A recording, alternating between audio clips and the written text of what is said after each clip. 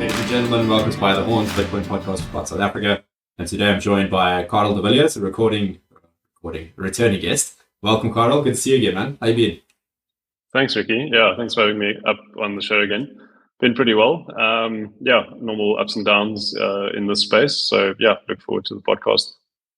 Lekker, man. Before we get into that, I didn't have on my bingo card for September 2023 Mexican aliens. Neither did I. But yeah, it's been very interesting. Mexican aliens. It feels like the world is at a point where, with everything going on, that mummified Mexican aliens don't even make the news anymore, or even scare us anymore. So yeah, that says something. The first thing I thought, I was like, that's some paper mache right there. Yeah, so I've seen some compelling evidence for both scenarios, of it being completely fake and other evidence of it being very compelling. But yeah, who knows? Maybe the aliens visited back then and the people thought to recreate them and mummify them for 1,000 years later to troll all of us. Who knows? To distract us. Yeah. The aliens. They knew we're just dealing with COVID and global financial system, being on the brink of collapse. It feels like, so they figured they'd throw something in there to distract all of us. It's not working though. They're gonna have to go harder. No, but they might know that. Yeah, I mean, when did I see that? I came out yesterday, right? When we were waking up, it's the first thing I saw. I was like, oh damn, they got some ET. I woke up this morning in boxes. Yeah, I saw on Twitter the videos and stuff. Quite nicely presented though. It looks like they're lying in bed. Yeah. They're small. They're little alien children. Yeah. Well, maybe aliens small. are small. Who knows? Maybe we'll see them in real life in our lifetimes. Yeah. Maybe not. Maybe. Well, depends how much DMT you take, I suppose. That's true. Anyway, that's a topic for another podcast. So, moving along swiftly, how's business going? Yeah, it's been well. I think on the previous podcast, I spoke about the USDC fallout. I don't want to say collapse because they're still going, even though their market cap's a third of what it was. But yeah, other than that, we are up and running again, fully operational. We have brought all the service providers that we were making use of. We've basically insourced everything now. So yeah, everything under one roof. It's been going pretty well. Great. And for those who don't know, do you mind just giving a quick elevator pitch about what Shiftly does? Sure. So Shiftly is a crypto asset arbitrage service. We've made it easy for South African residents to send funds abroad, purchase cryptocurrencies such as Bitcoin, and resell them in the local market. And yeah, that returns a profit because the local prices of Bitcoin, etc., trade at a premium when compared to overseas. And the reason for that is because South Africa has exchange controls, which limit the amount of money that individuals may send offshore. So much so that companies may not send any money offshore for the purchase of cryptocurrencies, and only individuals may do so within some prescribed limits, which I guess we'll also touch on later in this podcast. Yeah. But effectively what that's created is that there's no cap on demand domestically for Bitcoin, for example, but there is a cap on supply. So basic economics dictate that price should trade at a premium, and we generally see a premium of around when it goes very low, it's sort of close to 1% before any fees are taken into account, and then if it's very high, it briefly touched on 4% fairly recently, I believe, a couple of weeks ago. So yeah.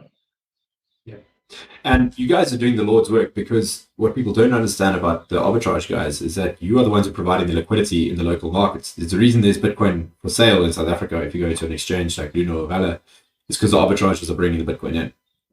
Otherwise, there's no one mining. There's no one mining here, right? I assume there's a few people mining, but with the block reward being as low as it is, and our intermittent electricity, our very expensive intermittent electricity, I might add, it's not really viable to mine. So the only originating source of Bitcoin, for example, would be people effectively importing it. If you want to say that in layman's terms, if no one were to import, cell phones to South Africa, no one would have a cell phone. So it's for the same reason we've got liquidity on exchanges, is that there are other like companies like us, individuals and others who are purchasing it abroad and reselling it in the local market. And there's incentive for them to do so. Obviously, as I've mentioned, the trades at a premium. So yeah. Yeah, exactly. So if you don't have a Shifty account yet, people go and sign up with them. They're good people over there, will sort you out. But it really is a great service. It's effectively free money if you've got some capital lying around. Because like you said, That's true. there's a small premium, somewhere between 1% to 5%, depending on what the market's doing. And you just, they just cycle your money, go and buy Bitcoin offshore, bring it back, sell it, and make a small. Yeah. So basically what we've done, right? You can do R1 million a year. Yeah. So people always ask, it sounds too good to be true. What's the catch? Well, the catch is you can only do a total of 11 million rand in trading volume. That doesn't mean you need 11 million rand. You can do smaller trade sizes. So our minimum trade size is 250,000 rand, which you'll then do 44 times to reach those annual allowances, and they reset on the calendar year. So 1st of Jan 2024, those allowances were reset, and you can repeat the process. So effectively, what we've done is we've made it very easy for the client to do so. We've got sort of two service options. Our standard option allows the clients to decide when they would like to trade and sort of manage their own trading. And our premium option, we do everything for the client. So the client basically signs a mandate stating execute these 44 trades or however many for me, utilizing X amount of these allowances that I have. And we do literally everything. So we'll open a bank account through our financial services provider company. We'll buy the foreign currency, send that abroad, buy Bitcoin, for example, simultaneously sell it in the SA market. So the client's never exposed to the price of Bitcoin going down while we're waiting for it to arrive in SA.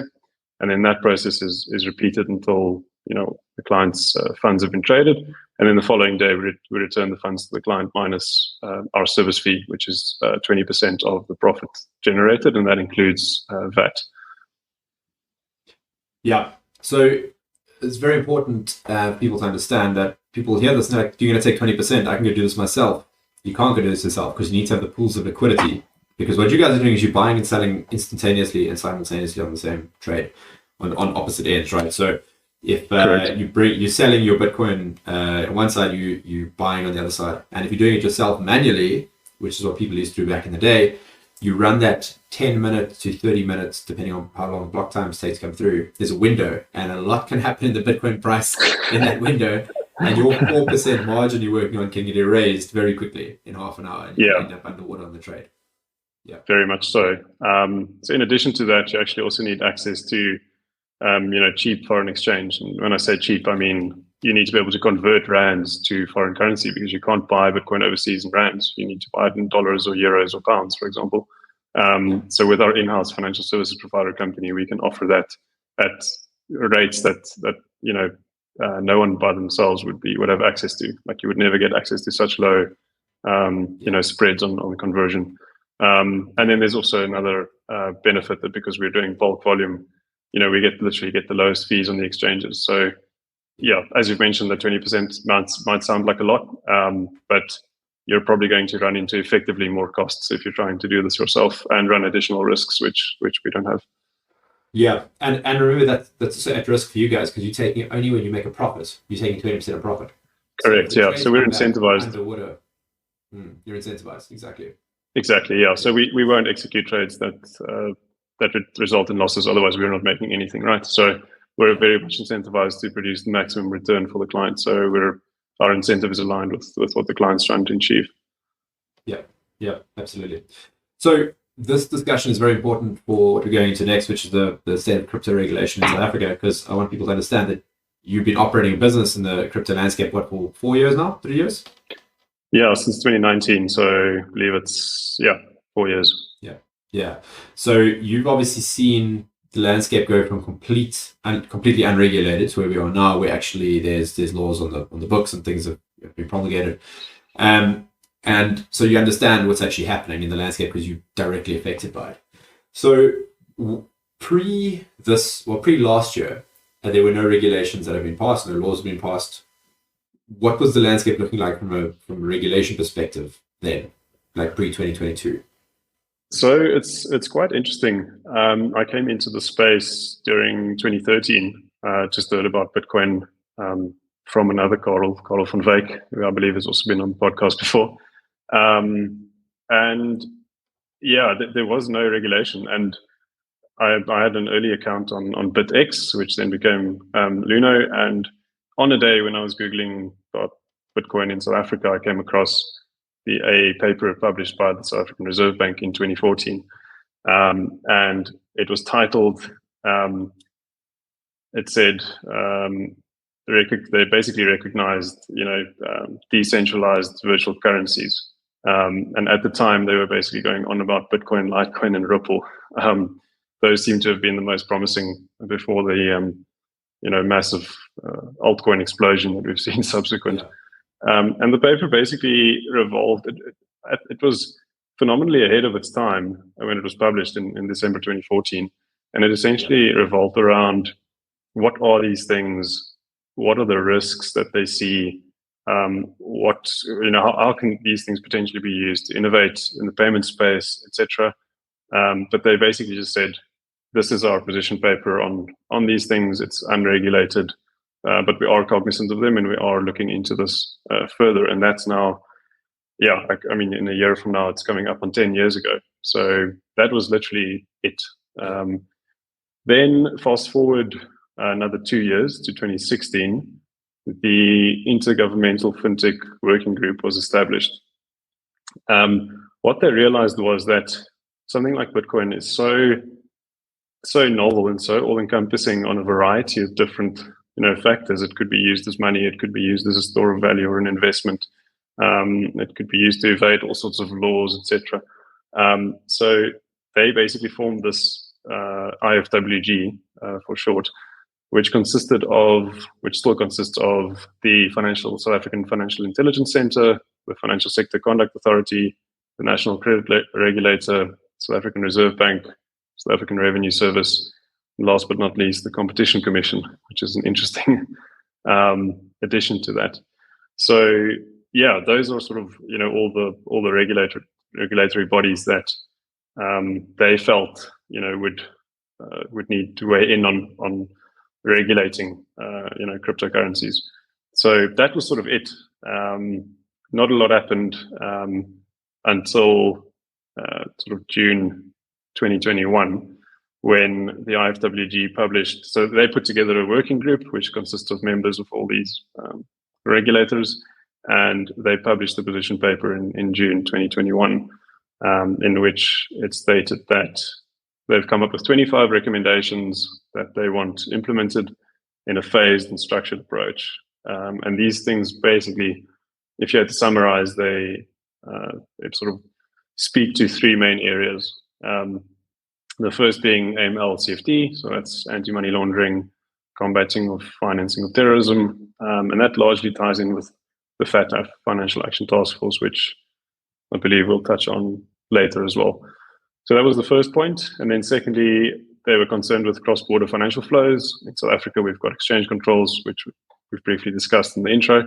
And then last but not least, the application of financial sector laws. That's more where the FSCA comes in terms of financial services providers. Yeah, so I guess there was kind of nothing happening for a long time. And then there's been a flurry of activity, and that's kind of in line with like what's been happening globally. There's been I suppose a slow build to regulate the crypto industry, and stuff doesn't happen overnight. The government's got to get its head around it, and it's got to draft laws, etc. So here we are now in 2023, and last year the FAIS Act was formally amended, and crypto has been regulated under that as a financial product.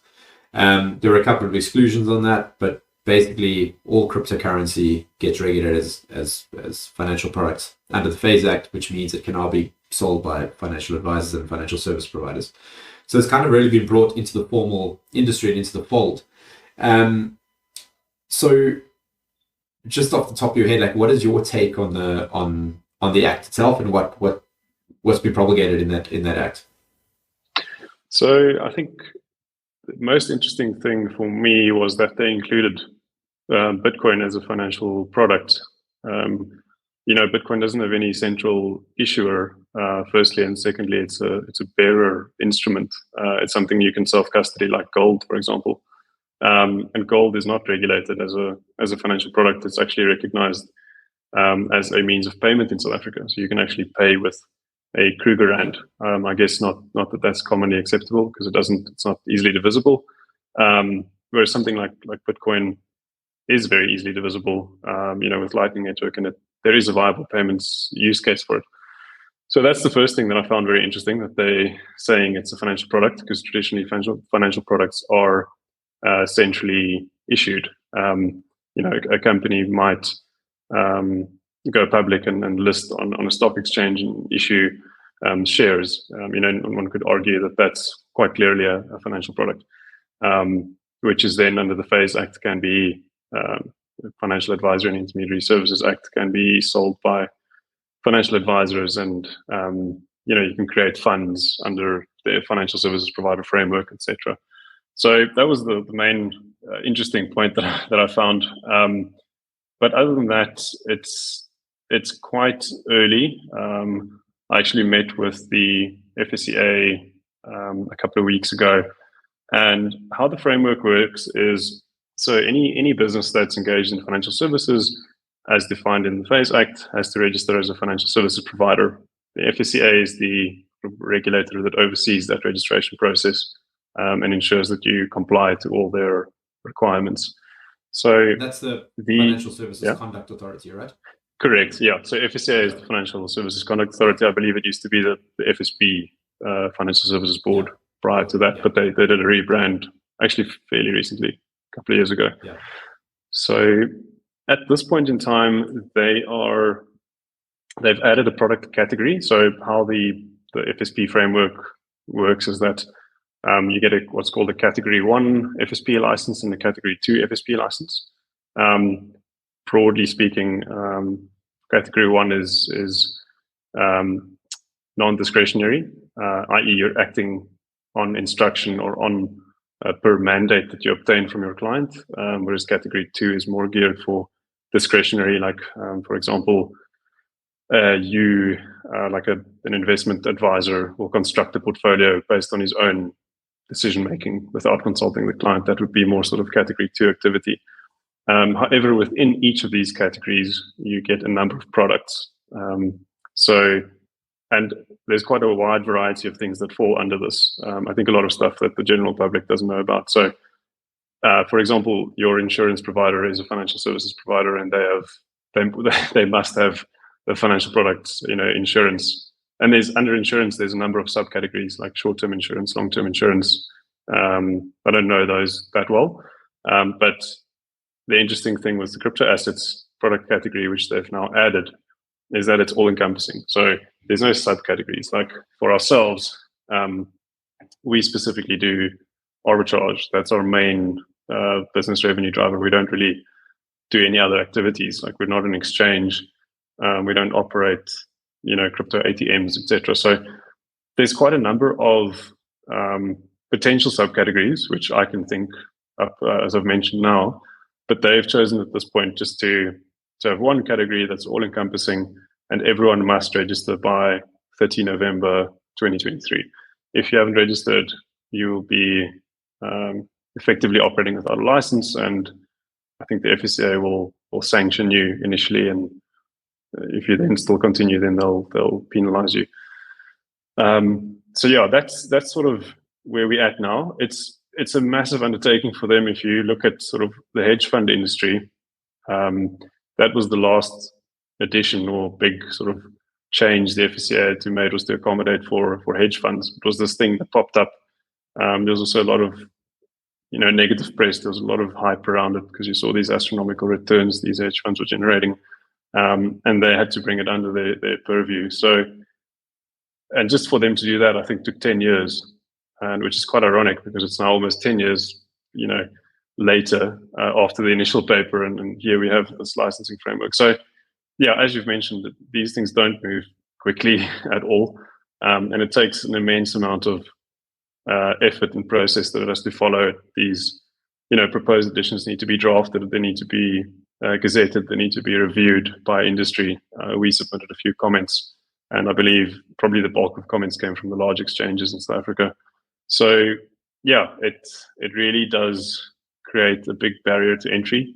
For example, in order to have an FSP license, you need a key individual, and this individual needs to have passed certain class of business exams, and he then has certain products under his name who he's then fit to represent the organization through.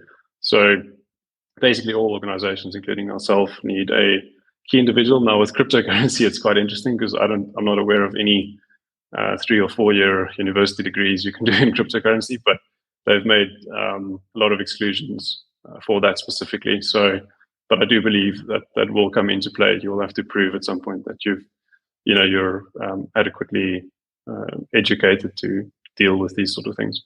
So yeah, that's in a nutshell sort of the act and what it entails. So yeah.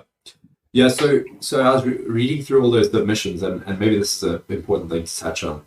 How the consultation process went, how the regulator went about actually formulating the regulation. So people might think that they just come up with the stuff themselves, but actually they formed that working group, and they have a whole bunch of concerned parties that can come and give comment. And it was very interesting to me seeing who the parties were, because those documents are public, right? So seeing actually who's actually gone and commented there. I was very surprised to see that some life insurance companies were there giving comment. So clearly they've got something in the works, so have some skin in the game. But yeah, so maybe you were involved in that process as well, right? Can you maybe give some feedback on what that process looked like? Yeah, I think that the general public that comment on these sort of matters are often ill-informed and out of the loop. You actually need quite a bit of knowledge and know-how just to navigate that whole process that you've just mentioned. So yeah, firstly, I've actually met the guy at the FSCA who drafted, or he oversaw the drafting of most of the amendment to the existing FSP framework. And they're extremely clued up. They consult with industry extensively. Generally speaking, they would interact with sort of the larger exchanges, but from there, that sort of draft is then opened up for industry comment, as you've mentioned. And there are quite a number of companies and other bodies that do comment on it, and feedback is also provided on those comments. So it's quite thorough. It's not just dreamt up and then put into and then written into law. It has to undergo like quite a massive process.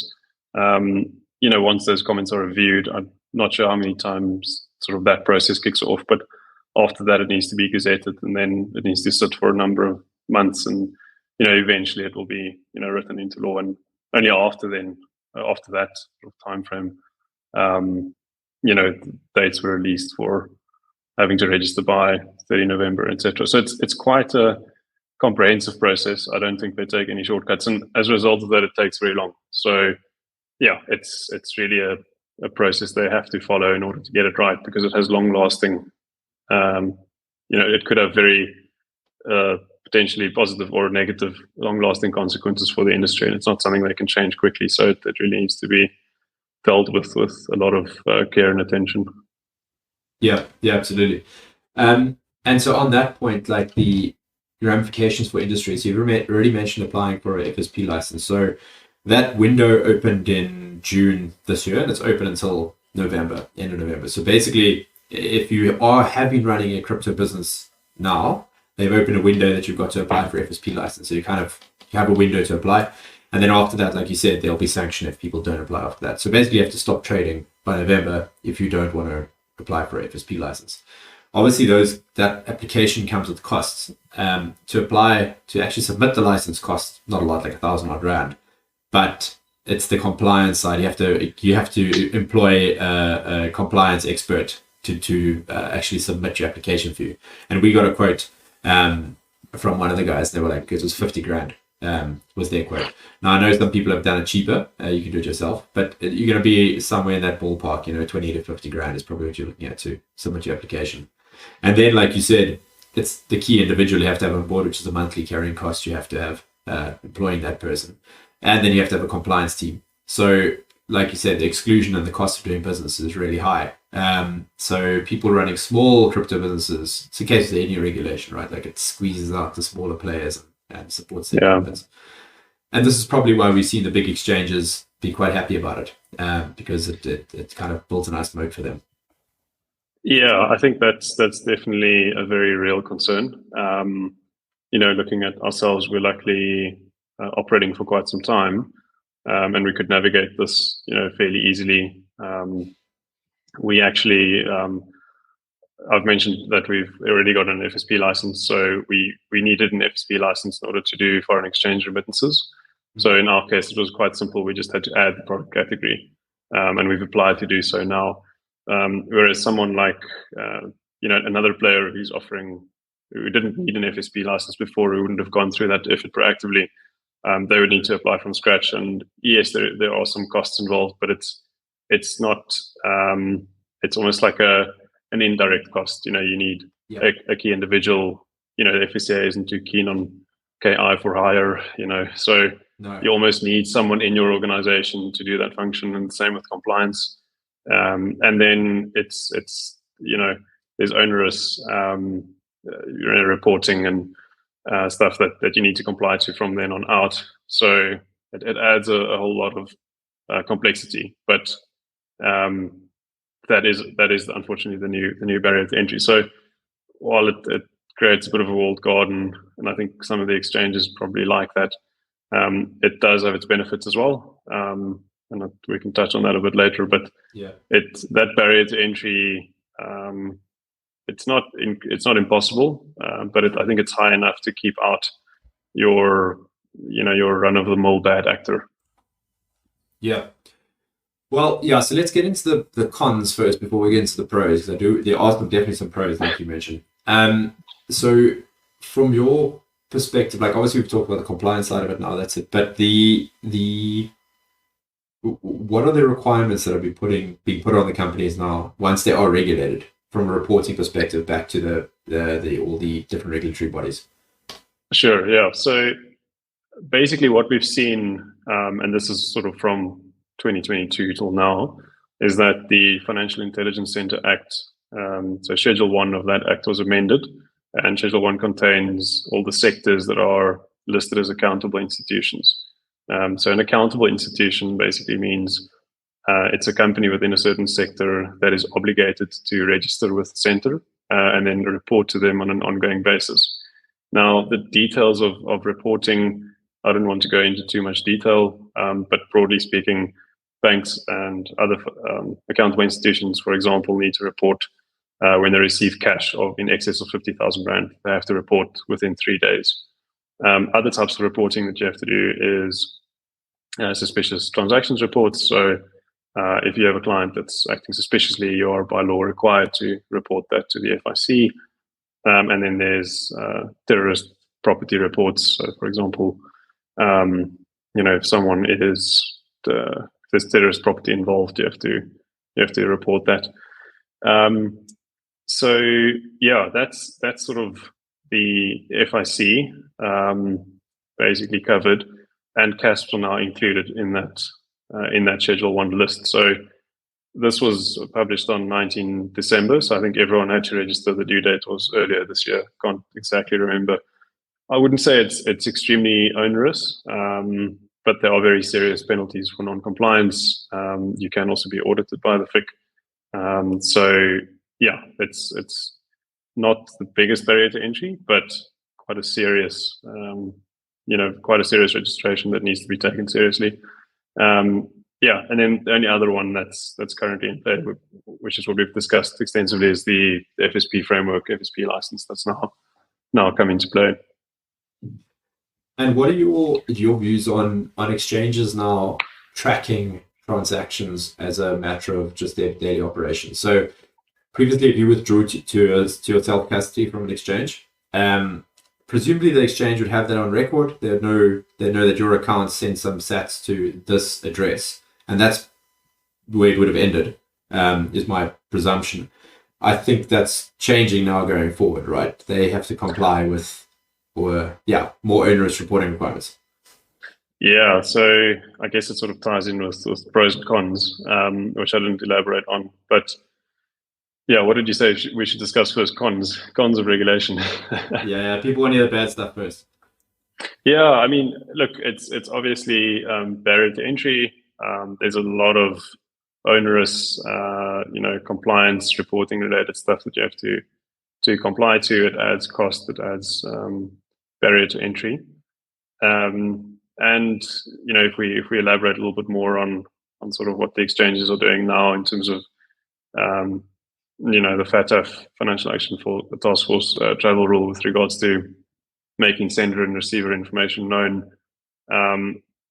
It might be a plus for certain individuals and a pro for certain individuals and the con for others. You can't transact. Literally, yeah. It's a select handful are quite favorable of this, and the masses are unelected European bureaucrats over at FATF for the ones happy about it. Yeah, sitting in France, they're probably very happy. But I mean, that's only a small group of people, and then you have the rest of the world, which are generally speaking probably not so happy about it.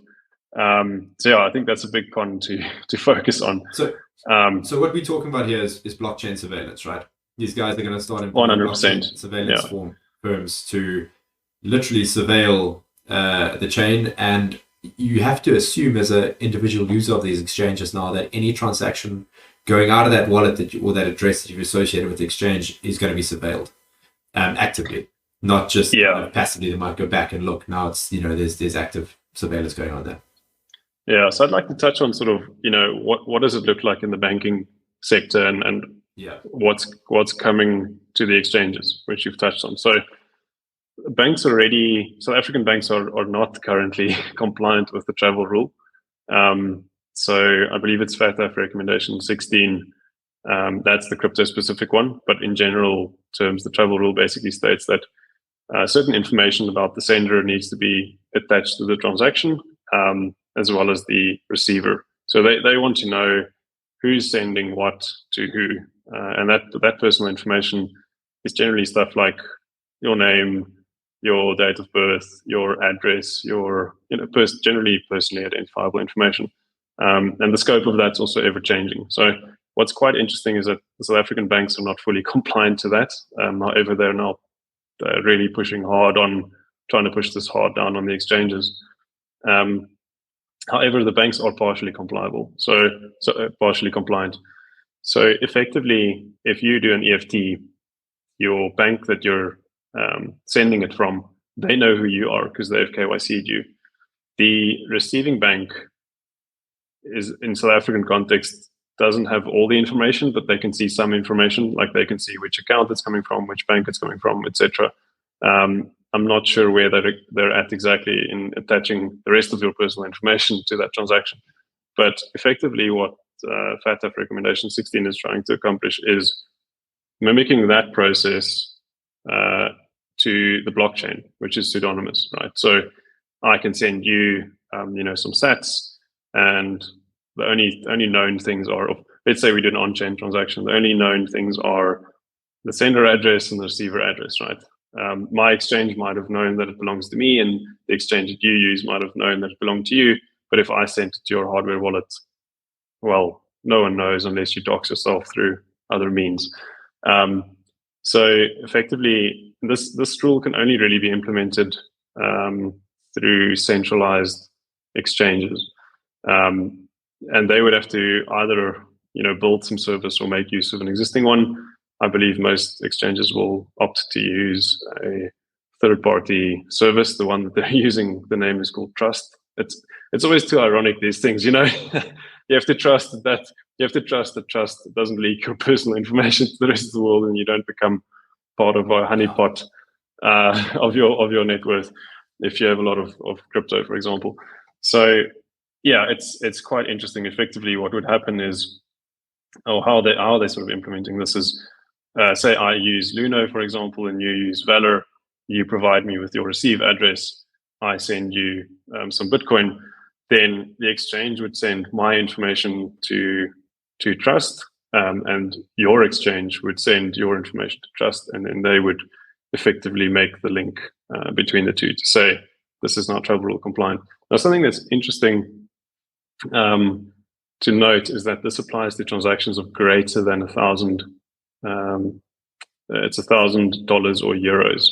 Those are generally sort of euro and the dollar is generally a stable coin at some stages of the year. So it's not on, it's on sort of, I don't know, is that small value or large value? I guess if you're a European, that's small value. If you're a South African, it might be a lot of money.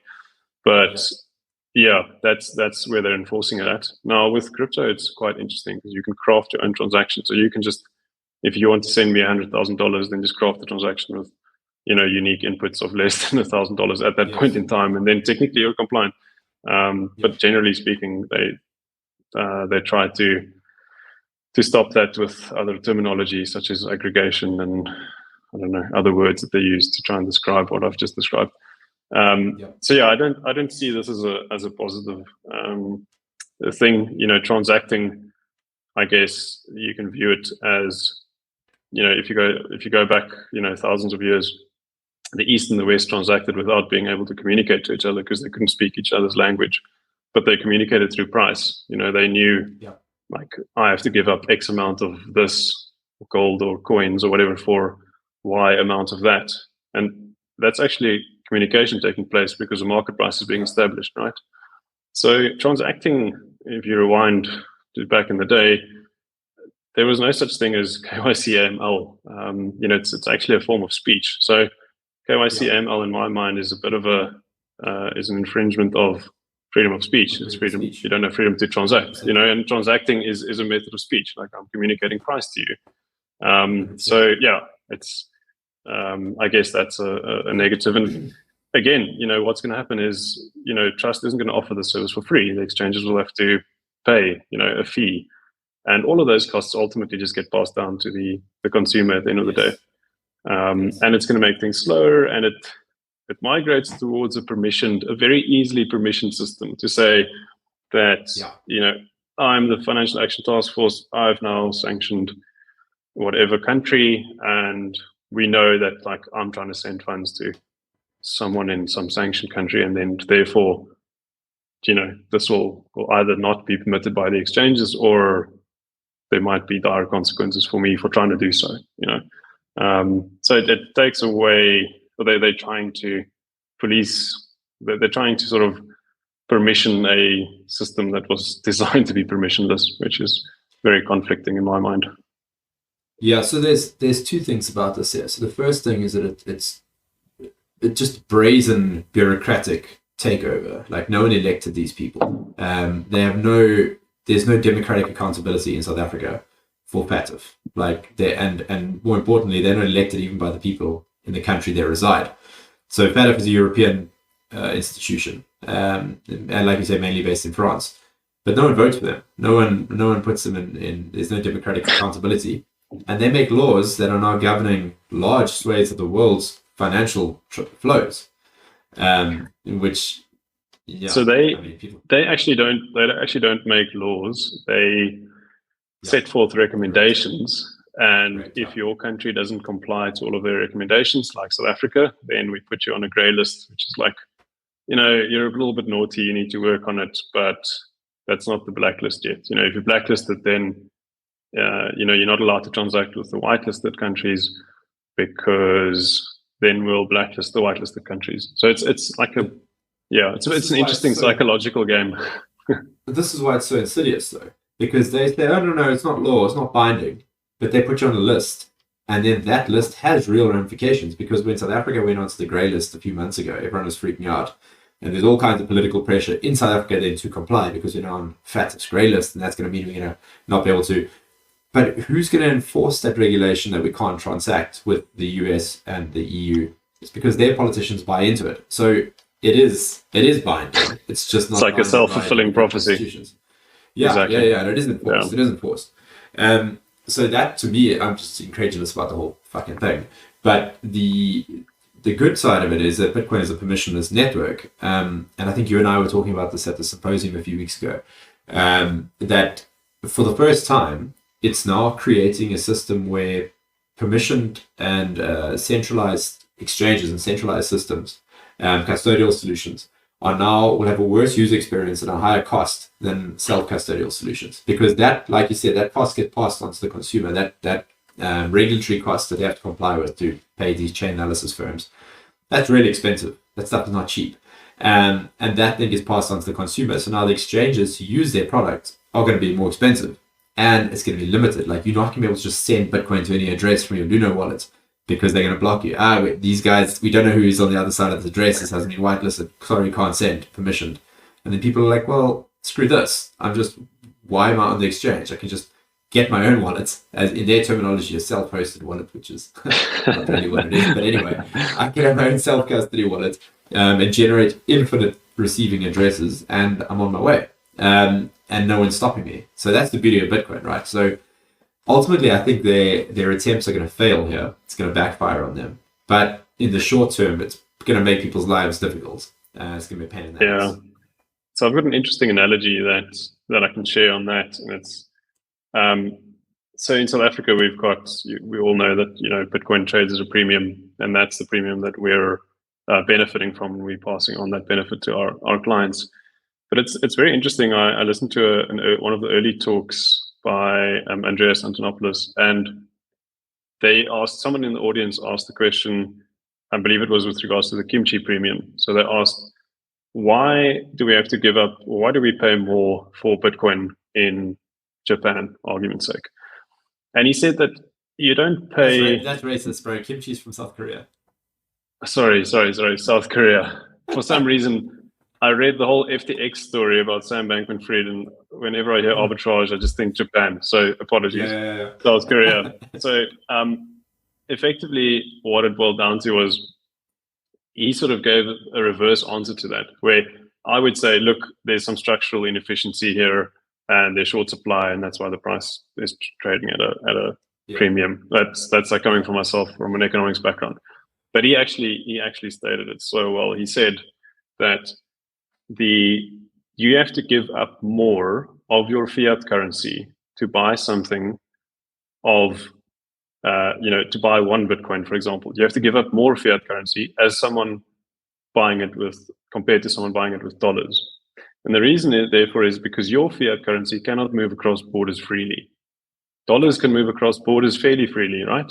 And that's why the price in dollars are X, and the fact that your currency is actually crap. That's what he's implying. Like, your own currency is 2%, is worth 2% less, if that's the premium, than someone with dollars. That's what it implies, because Bitcoin is better money. It can move across borders, but your fiat can't. So in the South African context, it's the same. We've got exchange control laws that prohibit the free movement flow of money across borders. Yeah. And that's why we need to give up more rands to get one Bitcoin, which in dollar terms would be cheaper. And it's the analogy that I'm trying to make is that why would I use a centralized exchange, and incur all this additional nonsense where I can just use a self-custody solution and create my own transactions, and I don't have to subscribe to this, So it's almost like the system is pricing, self-custody and that higher. So by virtue of them making it more complex, they're actually making it more valuable. That's sort of what I'm trying to get at, So it's really interesting to see it play out from a game theory perspective. Like, you can make things worse for people ultimately, even if you're forced to do so. Like, the exchanges are fully forced to do so. Don't get me wrong. They're not doing this because they're vindictive. They're doing this to be compliant and to enable a compliant business model, which is nothing wrong with. But by virtue of them doing so, they are actually, and this stems from the regulators themselves, they are actually forcing people to start making use of self-custody and actually use this thing as and how it was intended. So I find that very interesting. Yeah. The law of unintended consequences, eh? Very much. Yeah. And just something that the FIC Act that you spoke about earlier, like, that has sanctions for people who are not compliant. And what people who haven't run a crypto business don't understand is that when you go and speak to these regulators, it dawns on you very quickly that the ramifications of you going against them and not being compliant, you go to jail. Like, it's not, you'll pay a fine if you're lucky, but you'll go to South African jail. And So do you want to know what some of the fines are? Yeah, it's like 10 million rand. It's massive. Yes. So it's not even for a big exchange in South Africa, that's a very big sum of money. It's not it's not akin to like HSBC being fined for money laundering, but they actually just put it through as a below the line expense. It's not like that. It's very, very severe. So yes. Yeah. And it's not very serious. It's not all prison, it's quite often and prison. Yes. So it's like you get fined and you go to jail. You go to South African jail. So you must understand, like, it's not that the CEO of Luna and Valor are like nefarious guys who like agree with chain surveillance, where they just don't want to go to jail, And they just want to they just want to be compliant, and they've got a business to run, right? And it is what it is, really. And I commend them for being compliant and advising the regulators, because I think from some of the calls that I've been in, especially with the more sort of exchange control side of approach that they wanted to take, they came up with ideas that would crush this industry in South Africa completely. And at that point, then you have the industry that gets back to them with letters and papers and advising them. So, and the exchanges have a massive role to play in that, just purely because they've got a lot of resources. Obviously some of the smaller players do as well, but I really commend the exchanges for doing that, because they're ultimately fighting to keep this thing as usable and for all of us. So there's a bit of give and take there. And I've always maintained this position. South Africa's exchanges are extremely responsible against the backdrop of the global exchanges, compared to the FTXs and the world and how those guys operate. Like Luno and Valid must be commended with the way that they operate. And like, I went and read those comments that all these guys filed, and some of them were hilarious. Some of the players in South Africa are hardcore Bitcoin maxis, and to see their comments were hilarious. And then there's other players out there who do not give a stuff. They don't care. They clearly Johnny come lately. They're not in it for the ideology. They're not in it for the tech. They're in it to make some money. You can try to figure out who those are. And I recommend, if you're interested, go and read the submissions and read people's comments, because it's all publicly available. But yeah, like it is going to get ugly out there. And this now comes back to, what do you as a pleb do, about this? So from my perspective, if you are a Bitcoiner, you need to start thinking about your privacy, and you need to start thinking about your on-chain privacy and how you protect that. And what does that mean to you in terms of, now, if you were buying from exchanges previously, you might want to reconsider, and you might want to consider forming peer-to-peer associations with people, and trading peer-to-peer with people, because at least you can preserve some form of privacy there. And then you might also start thinking about privacy on-chain and privacy tools that you can use. One thing people don't really consider is that if you go and buy something with Bitcoin, the person that you bought that Bitcoin from can inspect the chain. And if you've got one consolidated UTXO that's sitting in your wallet and it's your entire stack, they now know how much Bitcoin you have just by looking at the amount of Bitcoin held in that address. So you would never, ever go and buy a car from someone on Gumtree, and when you make the payment to them, they can see the contents of your bank account. All of your, not just like your one bank account. Like, that's insane. You would never do that, because you put yourself at massive risk. And that's why you send that's why you send the proof of payment and not a transaction history, right? Exactly, right? And this is why when I speak to people about on-chain privacy and like Whirlpool and CoinJoins and things, they're like, oh, but that's just for money launderers and people who like trying to hide. I'm like, no, bro. Like, it's very dangerous for you to just, because of the way the blockchain works, it's very dangerous for you to just make your transaction history known to people. You have to take some precautions. Luckily, Lightning authenticates that and works a bit better. But yeah, like the cost now of doing this stuff is less than the cost of using an exchange and all of the danger that comes with it. Because the one thing we didn't mention was trust. These guys in the middle that are the chain surveillance firms, they will get hacked. 100% they will. It's a matter of time. Because that honeypot, that personal information that is sitting on there now will be worth an absolute fortune. I mean, Bitcoin hit $1 trillion market cap, last all-time high. let's say it only goes back there, in theory, it could be trillions of dollars. That's the value of the honeypot, and it's classic. People always talk about the $5 range attack, but it's very real. And I think we're sort of very fortunate in this country that we don't have very sophisticated crime compared to other countries. But I don't foresee the barrier to entry with sort of stuff. But Bitcoin's like, it's for everyone, and everyone's got access to the blockchain. It only takes a very basic understanding, before that attack vector becomes a real concern.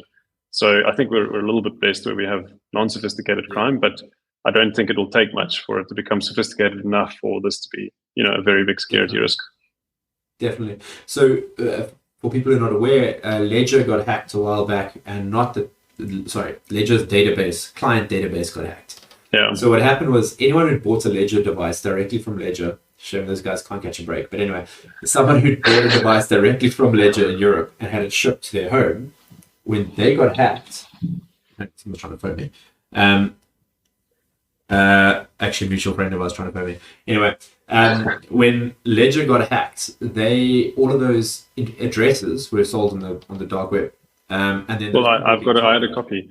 Yeah, I had a copy. I just downloaded it for interest sake, like just a text file dump of it, and I pulled it into something, and I just did a search on South Africa just to see. It'd be interesting to see how many people from South Africa. And there were hundreds of people, and I had literally had their address. I could type it into Google Maps and see how high their fence is. And that's the last thing you want.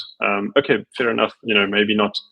I don't have access to their UTXOs or their addresses, so I can determine what their value is. But that's very concerning. It's extremely concerning. So the privacy thing is interesting for me, where you'll often talk to people about it and they won't be phased. They'll say, no, all this AML CFT stuff, that's to prevent money laundering and terrorist financing, which is its true intent. The reality is it's stated intent. Stated intent as advertised. But the reality of it is that all this is effectively doing is all the money laundering and terrorist financing is still ongoing. I don't know how there's no empirical proof as to how effective these measures are to combat that. In reality, at the expense of every single transaction being surveilled. Now, the layperson will tell you, that's only a good thing. But it is fascinating when I speak to people and I say, they're not worried about their financial privacy, and then you ask them, okay, well, in that case, give me your last year's bank statements. And most people will say, no, that's personal, that's private, And how is this any different than that? It isn't. So they're currently trusting, some central intermediary, which is actually very isolated and ring fenced if you think about it. Like if you bank with ABSA, then only ABSA has your data. Where now we're talking about third parties that might not be vetted properly, having access to your data, global data sharing. So it becomes like exponentially worse than that even. So, and then who, depending on where trust is based, or whichever blockchain surveillance firm is based, they can be extorted by that government in the jurisdiction they're in to give up that data, right? And then of course you have all kinds of externalities people haven't considered that can come from that. So, for example, you could have a rogue government getting that information and then sending people around to go and extort that money out of people. And people will say, this is crazy. Here's a fringe example, but I'd encourage people to go and listen to the podcast, The Lazarus Heist. It's a BBC World podcast about North Korea having state-sponsored hackers that they hacked $1 billion from their Bangladeshi central bank, sponsored by the state. And these guys, it doesn't end there, right? Like they go around extorting people, stealing money from countries and individuals all over the world. They released the WannaCry malware virus, the ransomware that blocked people's computers. That was built by the North Koreans. So this is not outside the realm of possibilities. In the world where we're entering hyperinflation and Bitcoin is the most pristine asset, these guys are going to be, as ships are going down, they're going to be scrambling for sats. And if your name is out there on some list that they have access to, you're a low-hanging fruit. Your threat model needs to include that. So I don't want to freak people out too much, but take your privacy seriously, buy peer-to-peer. You'll save yourself a bit of drama. Yeah, definitely agree with that. It's always backwards looking, right? Because privacy is always you're doing your future self a favor. you don't know that you're going to need your privacy or when you're going to need your financial privacy, because once it's on that record and it's on a database, it's there forever and it's copied all over the place. And the one thing you can know for sure is there will be a breach, and your name will be out on some list somewhere. Yeah, I think that it's often, the issue is often conflated with, breaking laws or not being compliant. And this is a totally separate matter. Completely. You can have, I can have 10 Krugerrands that are self-custody, and I don't go out telling the world about it because someone can knock on my door and take those from me forcefully, or even, put my life in danger. But that's not to say that I'm not being compliant with, all the other laws that apply. For example, if I sell them, in this game, I have to pay tax. It doesn't necessarily imply that I'm now this rogue, nefarious character. Yeah. And I think that people need to make that distinction. Yeah, privacy is a human right. Privacy is enshrined in, if you want to give value to this, privacy is enshrined in constitutions all over the world. People have privacy as a basic human right. And it's being taken away from people under the guise of some nefarious threat, which is amorphous and no one really knows what it is. So people must take it seriously. But anyway. As I said earlier, that it's funny that these actions that they're taking, under, as stated or under the guise of AML CFT are actually forcing people to, to pay more attention. If you're awake enough to, or cognizant enough to be aware of these sort of matters, they're actually furthering sort of self-custody and everything by virtue of what they're doing, which is very interesting to me. It's always, it's the classic case of like, if you want someone to do something, then tell them the opposite, and that's really what's playing out. Well, I mean, prime example, how many anti-vaxxers do you think there were in the world 3 years ago? Very few. How many are there now? Yeah, exactly. That's all, it's always the case. Yeah. Anyway, on that bombshell, Carel, we've got slightly over time. Thank you very much for your time. Always a pleasure having you. Thanks for having me. If anyone wants to find Shiftly, where can they find you guys? Get hold of you. So it's Shiftly, shiftly.co.za. That's our website. If you've got any specific questions, there's a contact us page on there. We're not super big on social media, but we are working on it. So keep on the lookout for that as well. Great.